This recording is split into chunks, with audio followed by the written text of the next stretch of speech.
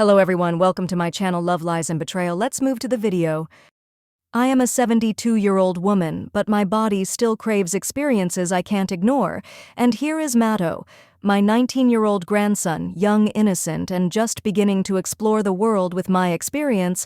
I was the only temptation he had never seen coming. What is happening when a forbidden desire turns into a dangerous obsession that challenges everything we know as a family? The line between right and wrong begins to blur.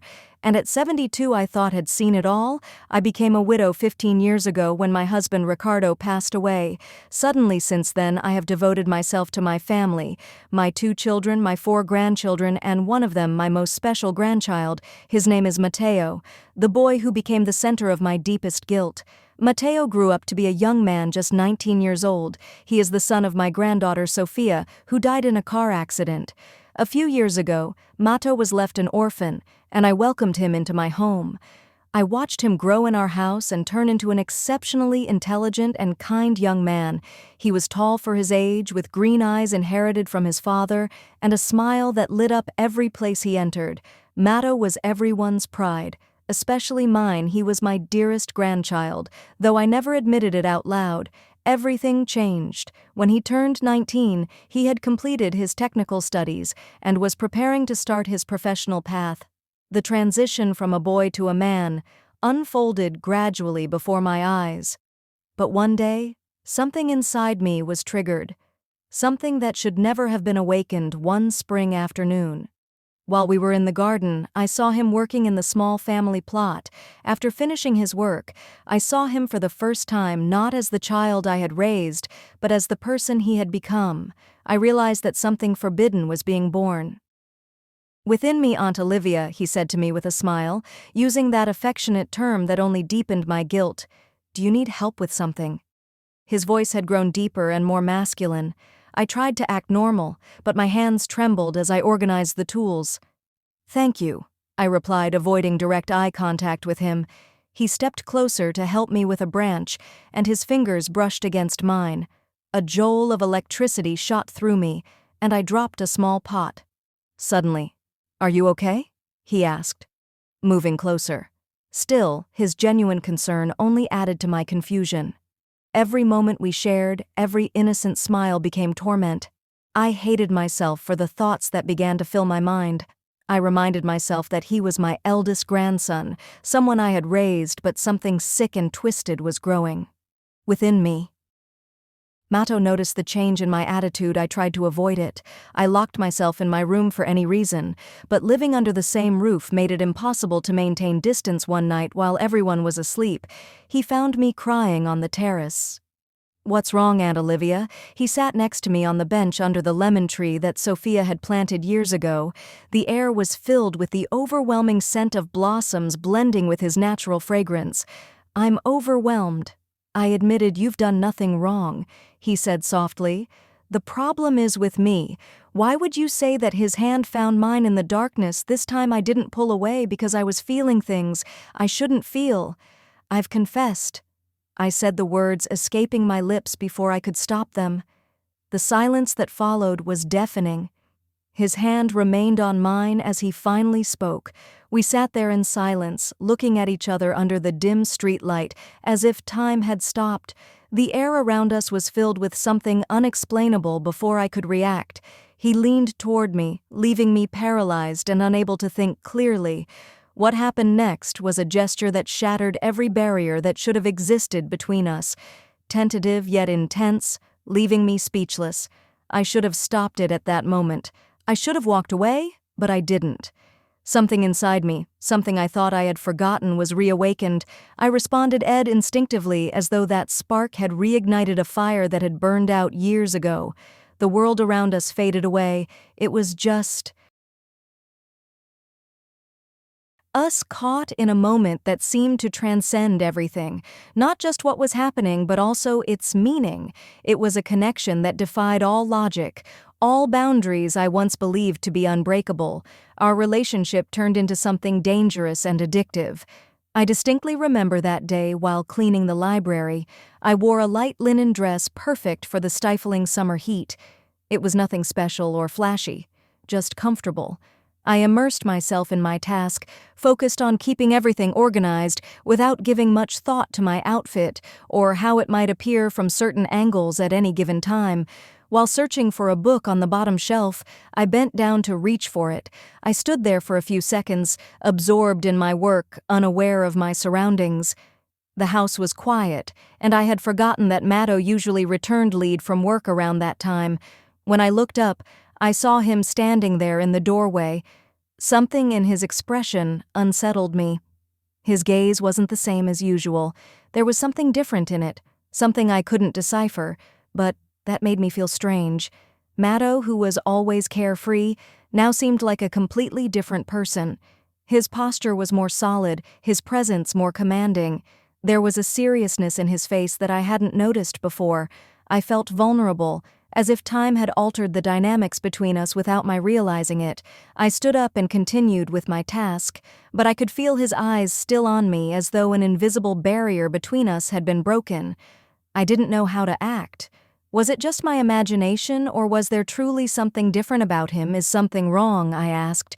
Trying to remain calm while quickly standing up, I tried to hide the discomfort invading me. But when I looked at him, I realized he wasn't taking his eyes off me. His expression revealed something more than curiosity, and for a moment my heart raced inexplicably. I didn't understand what he was trying to say. I have been feeling a growing sense of unease, something I cannot quite understand. Matteo approached me slowly, his usual cheerful demeanor replaced with an unusual seriousness. Standing just a few steps away, his presence felt heavier than before. "You've been working so hard, Aunt, you should take a break," he said softly, his tone warmer than usual. The words carried an unfamiliar weight, and I found myself momentarily caught off guard. "Thank you, Matto," I replied, trying to shake off the awkwardness. I stepped away to regain my composure, but his concern lingered. The kitchen was quiet, except for the faint clinking of utensils. Matteo's steady demeanor had always been a source of comfort. But that evening, something felt different. His kind offer to help clear the table turned into a moment of reflection for me over the past few years. Matto had grown into a thoughtful, responsible young man. Ever since moving in with me, he had always been the first to lend a hand, whether it was tending to the garden or helping with household tasks. He reminded me so much of his late mother, my daughter-in-law, who had been taken from us too soon.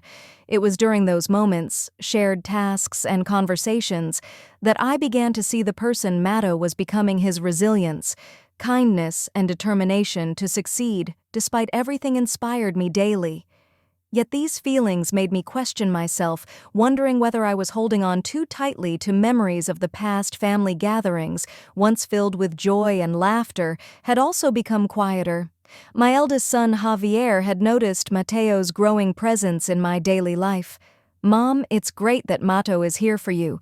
Javier mentioned one afternoon he seems to be helping you a lot lately."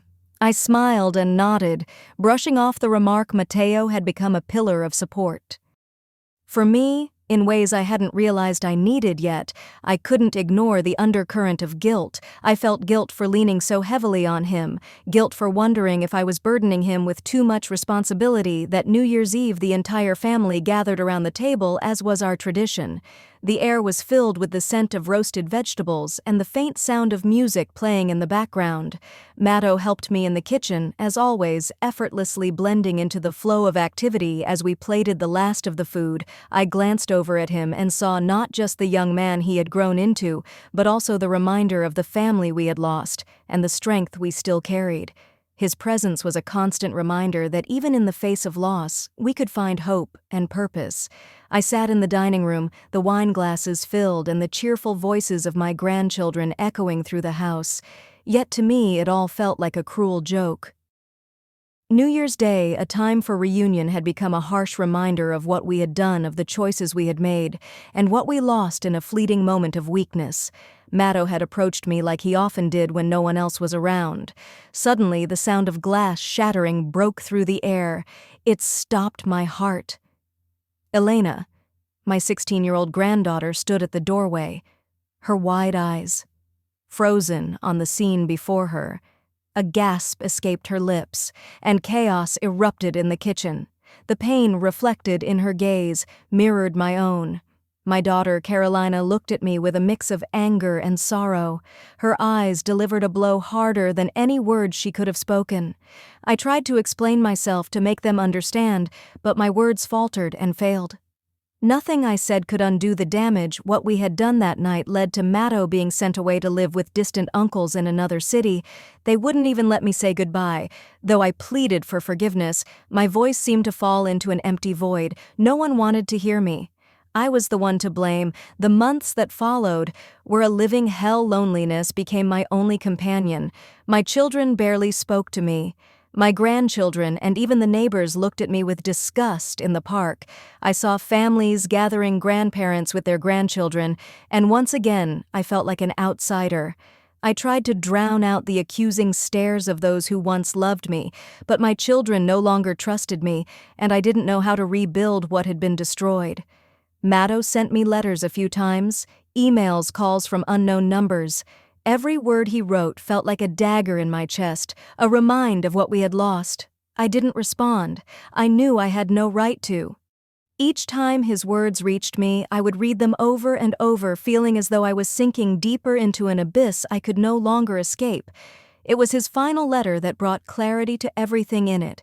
He apologized for what had happened, but also made me understand that what we had shared should never have occurred for his sake, for mine, and for the sake of everyone else. His words were filled with an understanding that broke me, knowing that nothing I could say or do would ever repair the damage. I heard that Matto was doing well. He had graduated, met a young woman his age, and was building a new life. Though I knew what we had shared was lost forever, I couldn't stop wondering if, in some hidden corner of his soul, he also thought about what we went through. Had he forgotten? Perhaps the shadow of what we did lingered with him just as it did with me. I know that love has no limits, but I also know that love can blind us. It can drive us to cross boundaries we should never have approached. Some loves are born from a need to fill the emptiness, the aching loneliness within us. Others destroy us entirely. Mine destroyed me. I don't know if I will ever find peace again. I hope that one day, if fate allows, I can look my children in the eye with the same confidence I once had. I want to watch my grandchildren play without feeling like a stranger among them. But deep down, I know there are scars that will never heal, wounds that, no matter how much I try to mend, will always leave their mark. Sometimes in the stillness of the night, as I gaze out the window at the lemon tree, I wonder if Matto has truly been able to forget. I wonder if my children will ever see me with the respect they once did. But most of all, I wonder if I will ever be able to forgive myself. Will I ever have the strength to face my demons, to free myself from the darkness that haunts me? I know what we did was a sin, one that cannot be erased, justified, or forgotten. But even as the guilt eats away at me, I cannot stop loving him, and perhaps that is my greatest sin of all. For next part, subscribe for more. Don't forget to click the notification bell icon to stay notified.